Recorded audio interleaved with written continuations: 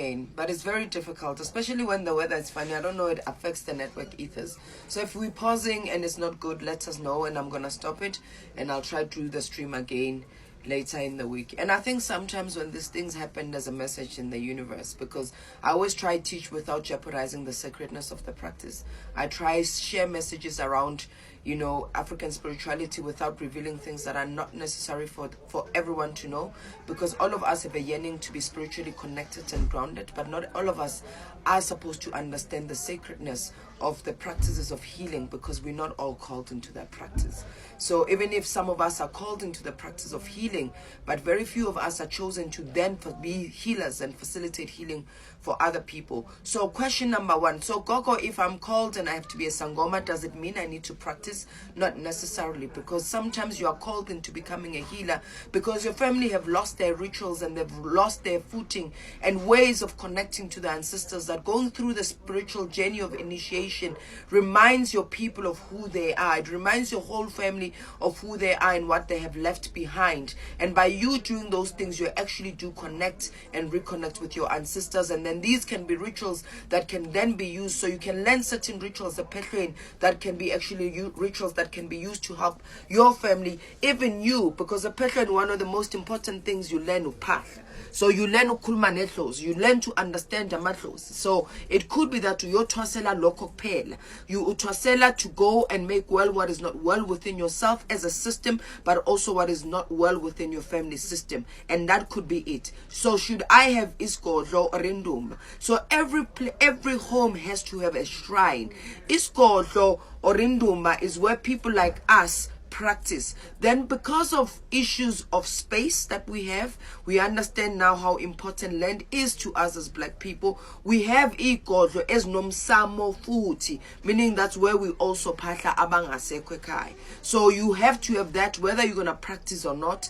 But how do you know you're going to practice or not? It becomes important for you to be led by your ancestors, because they can never lead you to a very busy hospital and the expectation is that you don't practice. Your ancestors lead you where they know that whatever you're going to receive is going to aid you in your element and is going to aid you on your path of your calling. So it's very important for you to be ancestrally led.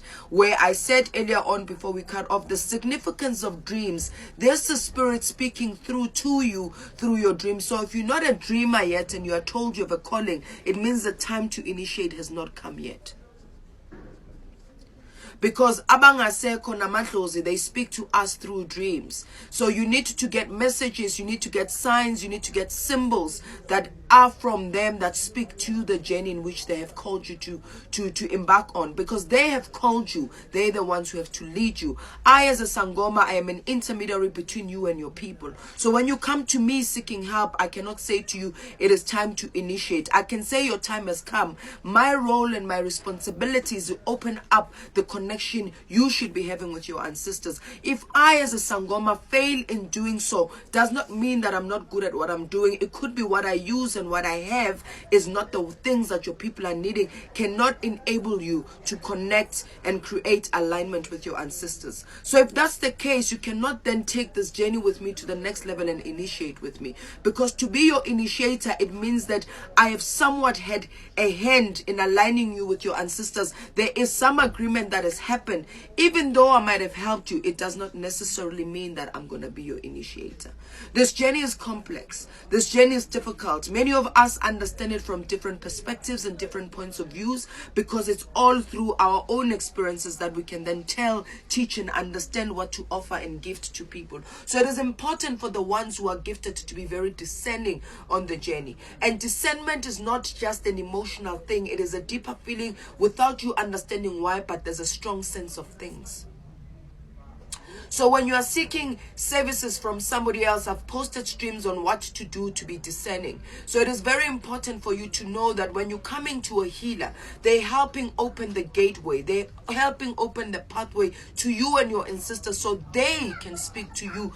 They can be the ones that lead you to a path in which they want you to take, because there are different types of also initiations when it comes to Bungoma. The most common one now is Umgunu Nomdao, and the next stream I'm gonna do is to say from Koko Dinewo's perspective and experience and understanding, why is it that so many of us are now called to initiate Umdao?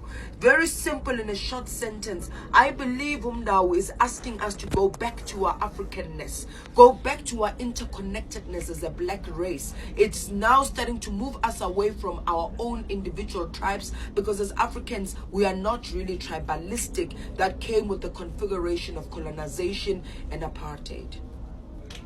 We need to understand our history, and the history that we need to understand is the one that is not diluted with religions that came to eradicate our own belief systems, because history tells us the truth in facts, that religion was used to move us away from the essence of who we are as Africans. It demonized everything else. So in God's eyes, our gifts are not evil, because everything that we use, so do not be conflicted as a Christian or any other religious faith that taking this route is demonic or going against God, because we as healers use everything that is made by God.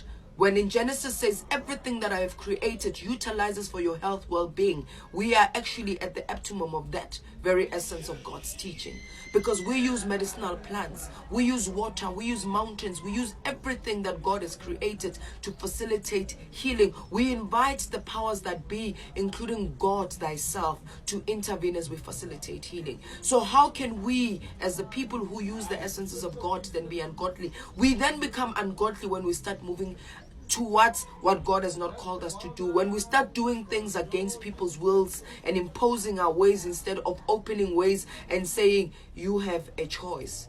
Choose which path you want to take, because even as your healer, I'm there to be your guider, I'm there to be your aider. I am not there to impose which journey you should take. If you are not ready to take on the journey, you're not ready to take on the journey. The other question I get asked a lot is, Gogo, what if I say no? Because you are spirit having a human experience. It means that in the spirit level you have signed up for why you wanted to be a human being, and part of it was that my calling will be to be a healer, and part of it was I will have to take initiation routes to do that.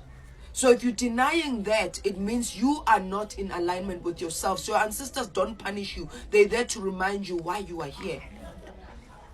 They are here to remind you what you are here. So if you are not wanting to acknowledge yourself for the true essence of who you are the one who's inviting suffering, not them. They just remind you. You signed a spiritual contract saying yes to this person. I said yes, I want to be Koko Dinewo. So everything that came towards Koko Dinewo was just an awakening for me to remember the essence of why I'm here. And my path still is a path of growing up. It's still a path of elevation. So every time I need to grow up, I need to experience growth pains that come in challenges, that comes in difficulties. The minute I learn to navigate those things, I learn new lessons, new ways, and I grow up and I become better and I do better for why I am here. So you need to also understand that, yes, your family is very important, and I'm an advocate of having your family be enrolled, because this calling impacts the family as well. So the family is very important for them to be for it. But if they are not for it, you're not going to wait for masses to come and make you a community project to support you on a path in which you are called to take. Maybe it is by you embarking on it and you being an example of what it means being in alignment with yourself and the essence of who you are as a black child, that can then be an invitation to those who have lost themselves in other identities, demonizing the essence of who they are. Because we need to understand that religion as it is, human beings interpreted scriptures, and then it said that being like this is wrong and being like this is right. Because religion, it is about, divide and conquer, is about right and wrong. But spirituality says in the very essence of every religion, in a very essence of all the callings, there's all of it is the same, because there are many paths that lead to one God. And we as Africans, our path is calling upon those who have lived before us, because those who've lived before us, when we call upon them, we invite and we evoke the power of our black lines to be there and show up for us. Because uphahla amadlozi is to pave and clear a way, so when we are connecting to divinity, the gates are open. So if you're denying your calling, you can't say idlozi lukwenza so, because remember, these people once had a living experience. They once were humans. They're just there to remind you. There are signals and signs. So the suffering you're experiencing is there to awaken you. But if you choose to be asleep, the alarm will still continue to ring. It's either to your own irritation or to your own sense of awakening. So the choice is up to you. So how do you know for sure that this person is your gobela? There are many things that tell that this person is the one who's meant to initiate you. That's why Batimpande, especially Umdao. Because Umdao is a very unique spirit, and I will speak to it another time. Because Umdao, most of it is not one whom you are connected to by bloodline. You are connected to Umdao by different things that connect you to Umdao. So it wants its own mbande. So when you've got what Babi's Umdao, it's very important for you to be led to Leon Mbande, because it understands that peace will be restored by me being in that mbande, because everything that's done in that mbande are things that are going to restore alignment and wellness within me as a spirit possessing you to head on the call. We are all izithunywa, messengers of healing, messengers of love and light. So we need to understand that when apartheid came to be, then African spiritual practices were criminalized. Therefore, people could not practice ubungoma. Hence, the Kereketa spirit. It did not stop the calling from continuing. It did not stop the gifts. The gifts did not pause. That's why people say, why is it that it looks like fashion? In some level, yes, there's people who all want to do it, but it's not actually everyone who's called.